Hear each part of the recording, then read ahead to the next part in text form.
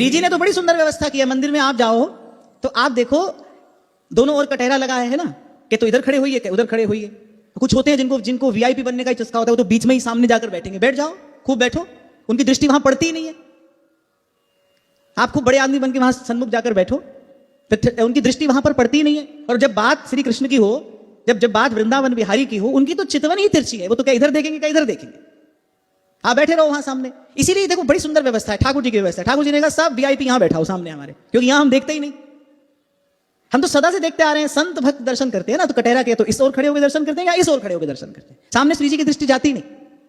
और मैं थोड़ी कह रहा हूं, यहां भागवत जी में लिखा है। अरे ऐसी ही उनकी चितवन है, भक्त भी यही गा रहे हैं, तिरछी चितवन है। अब इसके बाद सोच लेना तुमको सामने जाकर बैठना है कि नहीं।